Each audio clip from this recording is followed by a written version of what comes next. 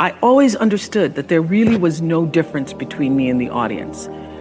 At times, I might have had better shoes, but at the core of what really matters, that we are the same. And you know how I know that? Because all of us are seeking the same thing. You're here at this fabulous school, and we'll go out into the world and each pursue based upon what you believe your talents are, what your skills are, maybe your gifts are, but you're seeking the same thing. Everybody wants to fulfill the highest, truest expression of yourself as a human being. That's what you're looking for. The highest, truest expression of yourself as a human being. And because I understand that if you're working in a bakery and that's where you want to be, and that may be what you've always wanted to do, is to bake pies for people or bake cakes for people or to offer your gift, then that's for you. And there's no difference between you and me, except that's your platform. That's your show every day. So my understanding of that has allowed me to reach everyone. And there's no way that you wouldn't, because that's what I truly feel. The way through the challenge is to get still and ask yourself, what is the next right move? Not think about, I got all of this stuff.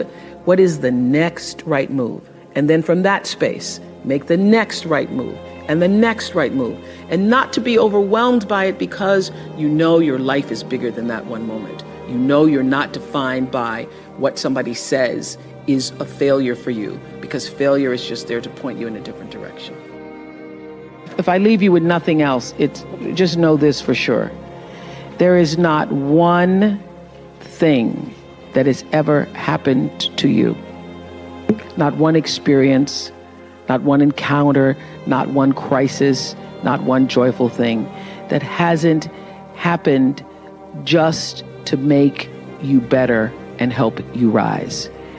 Every single thing you're calling in, whether you know it or not, and when you figure out that you are calling it in, when you actually start meditating or praying or doing or having a spiritual practice, which is the number one thing you need if you want to be successful in the world. You need something that gives back and nourishes you, regardless of what you call that. You need to fill your cup so that you can be so full your cup runneth over and you have enough to give to other people.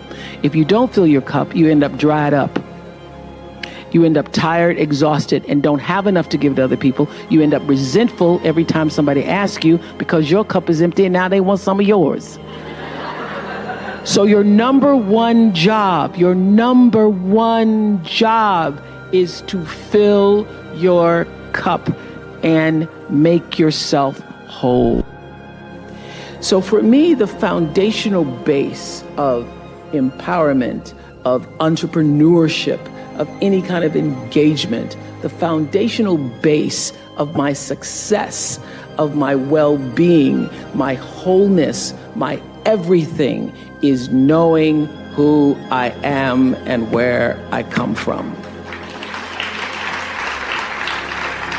In my living room right now is a painting that I've owned now for 30 years. You can Google it. It's called To the Highest Bidder. And it's at the center of my house. And it's at the center of my house because it actually is symbolic of the foundation of not the house, but the foundation for my life.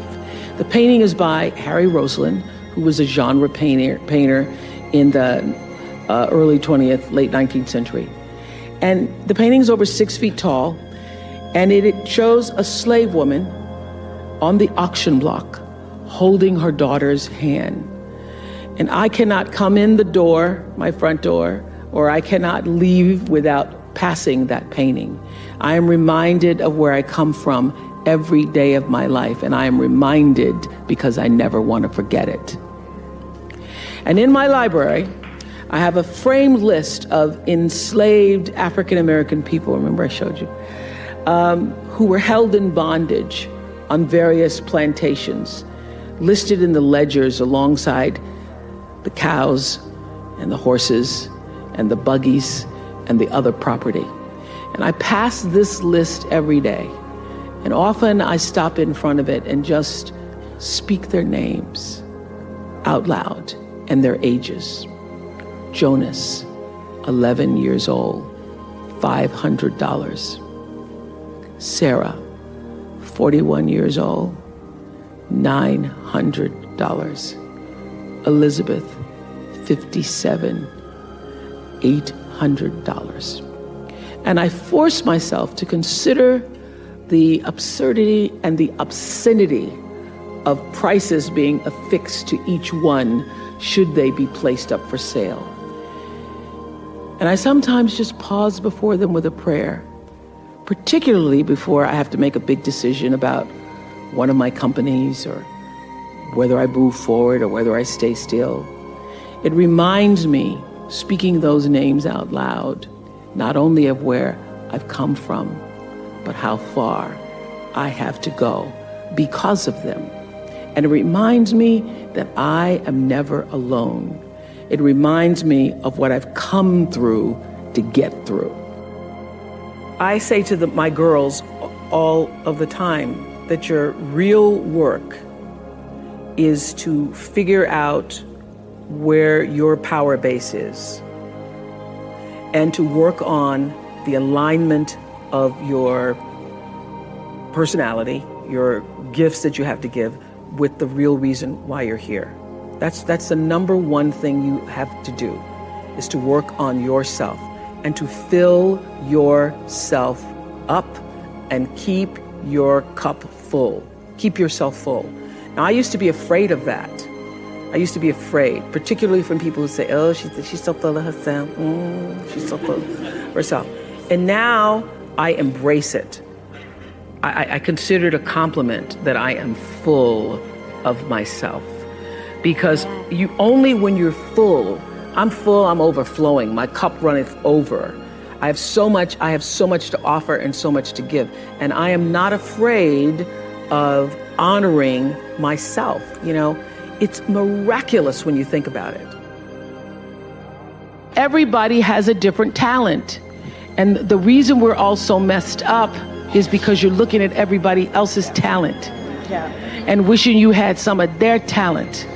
All the energy that you spend thinking about, wishing about, being jealous of, envious of anybody else is energy that you're not only putting out is going to come back to you negatively, but you're taking that away from you.